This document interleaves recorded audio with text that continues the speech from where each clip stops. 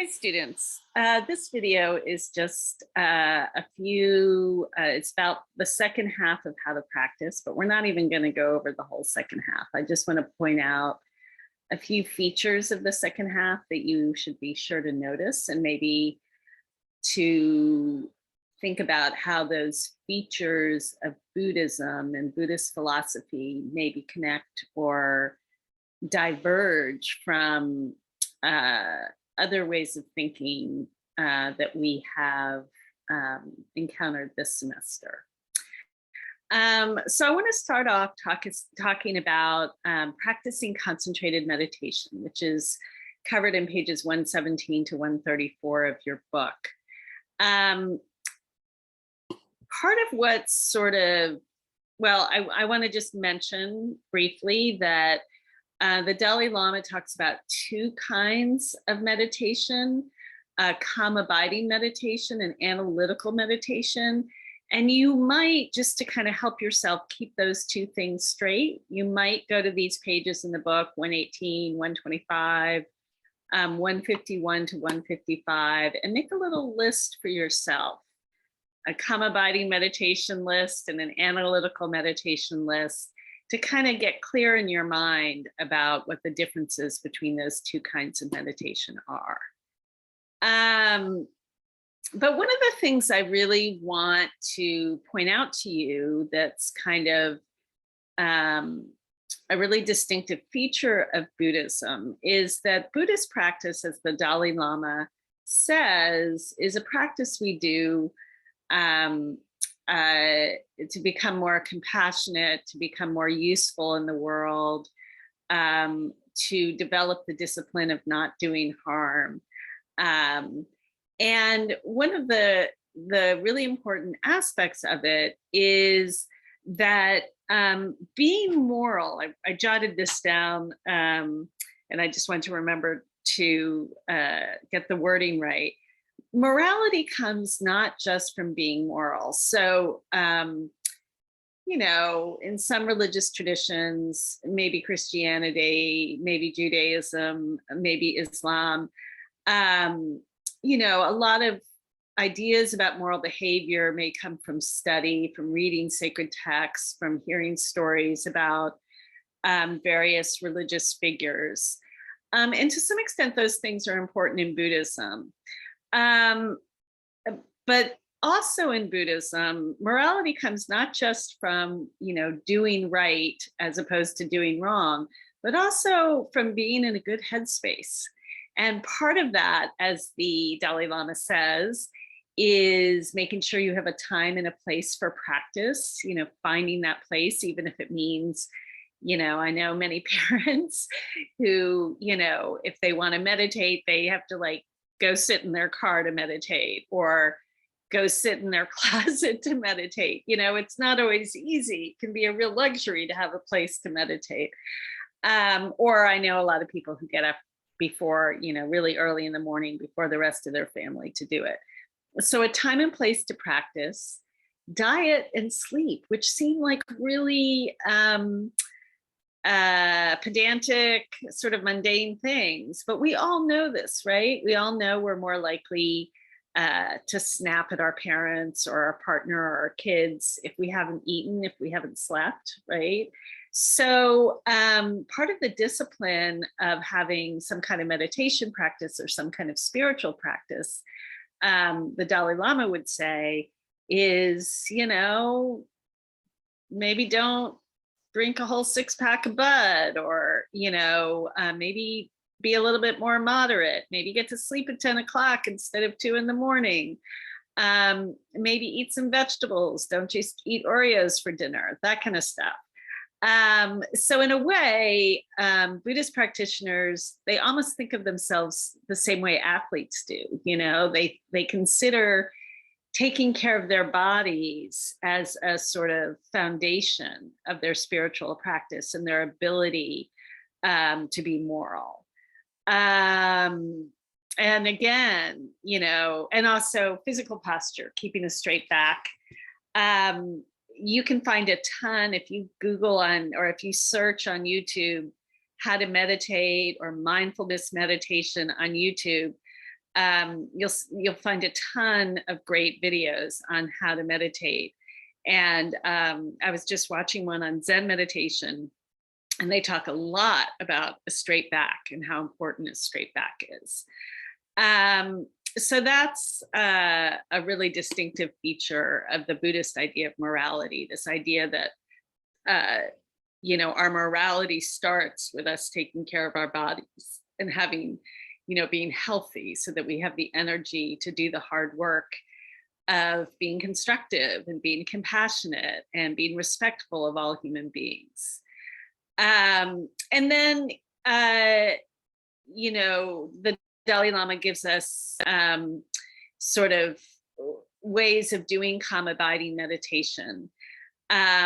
One is focusing on your breath, establishing mindfulness via impermanence, focusing on the first letter of your name on a disc of light, meditate during routine tasks. So a lot of Zen Buddhists, for example, they're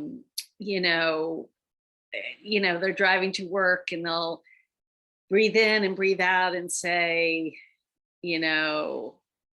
I'm driving to work, or breathing in, I drive to work, breathing out, I drive to work, just to kind of stay present in their lives.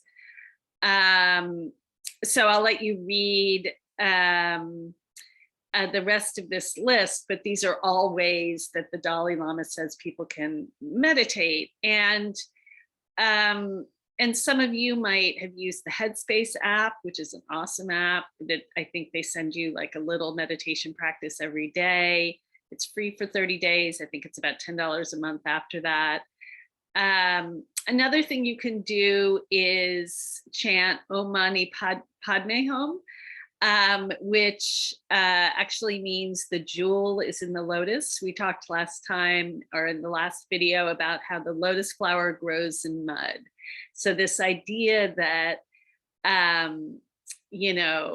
we can flower in the midst of suffering and difficulty and stress is very much an idea of Buddhist practice. I remember years ago reading an interview with a Zen master. I think he was Korean, and this person had a question for him after a talk, and she said, I work in this office and everybody in the office gossips and they smoke. This must have been 30 years ago, what they were talking about. And, it's just so hard to do a decent job. And, I think I should quit. Should I quit?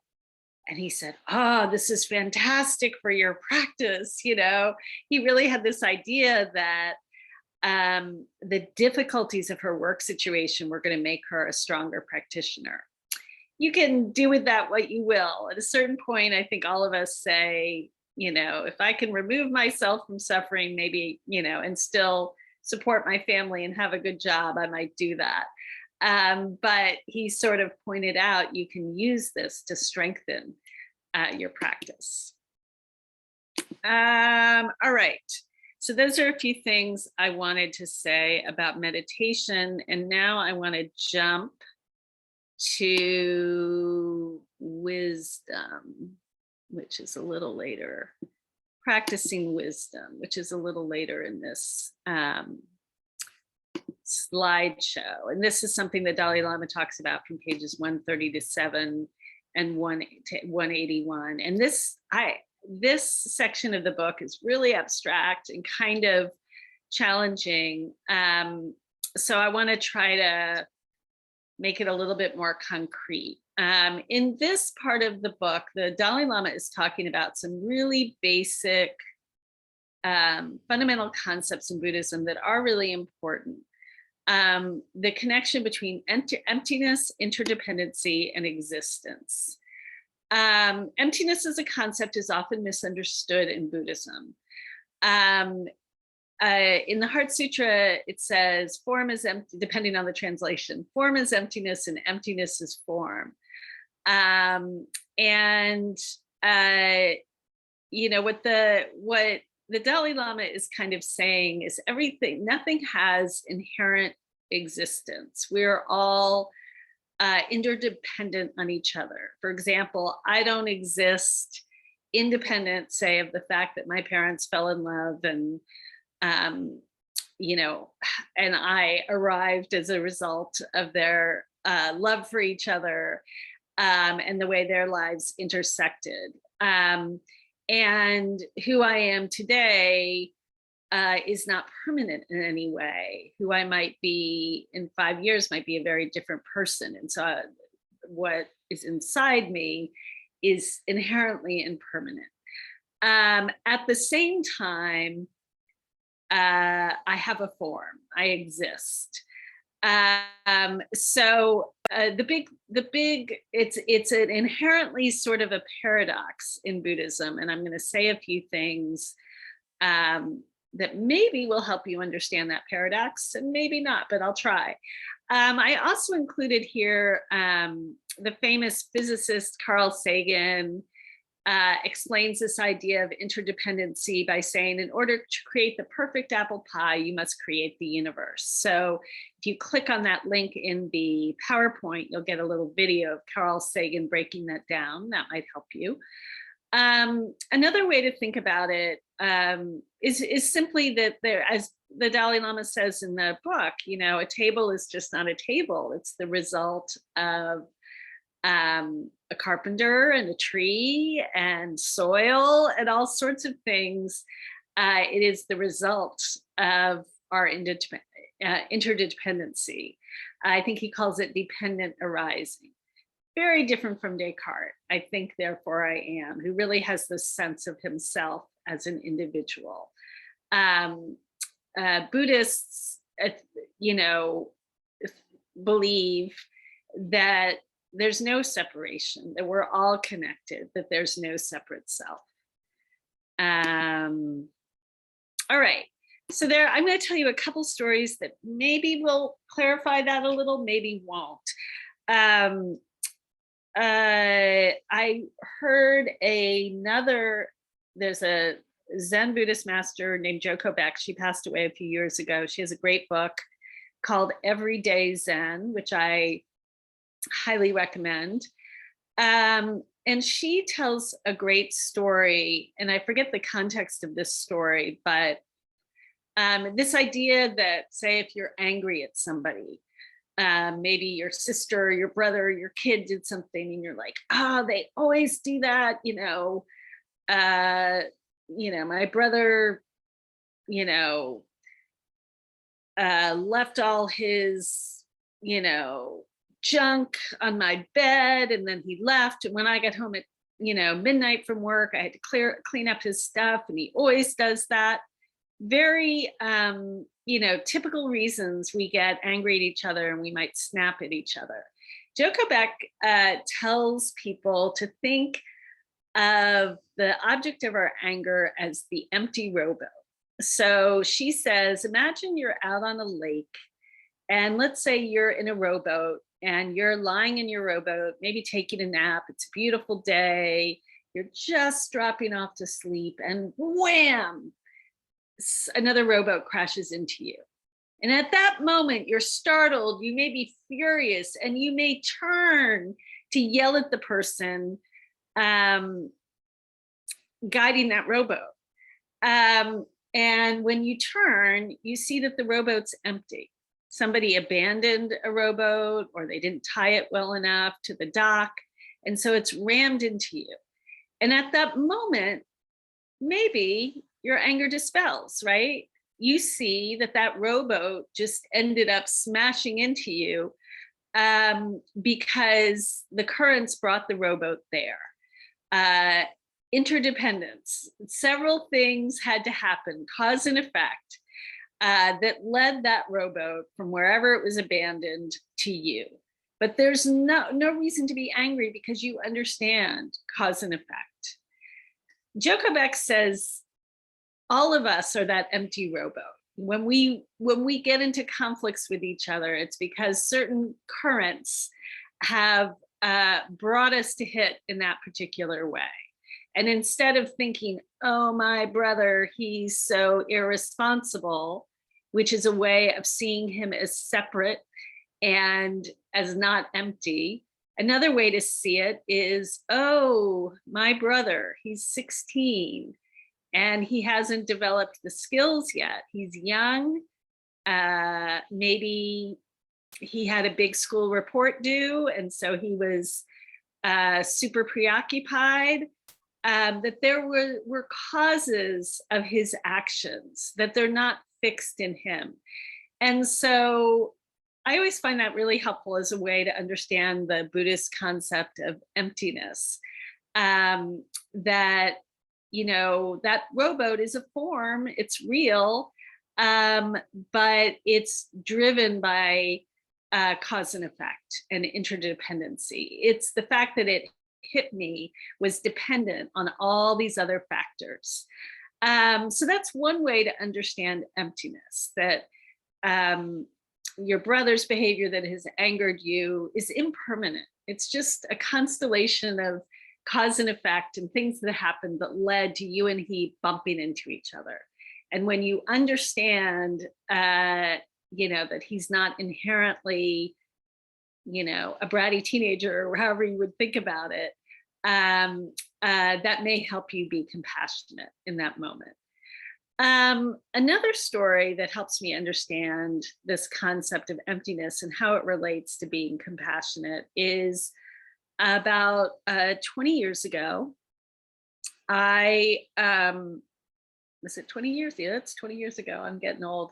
I worked in Boston at a hospice residence, which was a place where dying people went to die.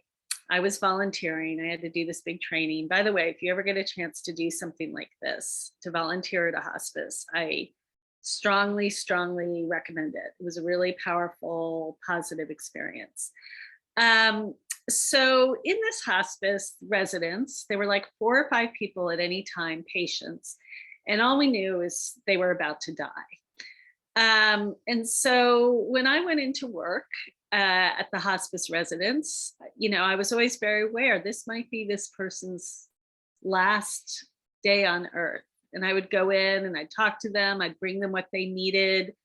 But there was a real sense of the preciousness, of their life. And one thing that became obvious after I'd volunteered there for a while was that a lot of the people I was helping, a few of them had AIDS. And sometimes people get AIDS from needles, they're drug addicts. And there were a few people who were dying of AIDS, and there were kind of signs that they'd had pretty hard lives and had maybe dealt with addiction. And nobody visited those people. And it was really interesting because, and some of those people, when I talked to them, it was clear their family had stopped speaking to them. I don't know the whole story, but I have other friends who have family members who are drug addicts. And I know sometimes drug addicts are so desperate for drugs, they steal, they lie, they hurt the people they love. And so these people were kind of alone in their final days. And I sort of realized that if I had known all the things they'd done in their lives, it might have been hard for me to help them. But because I didn't know, all I saw was this person who was dying. I could do what you do for somebody who's dying. I could hold their hand, be present with them, tell them stories, listen to their stories. It was very simple and easy.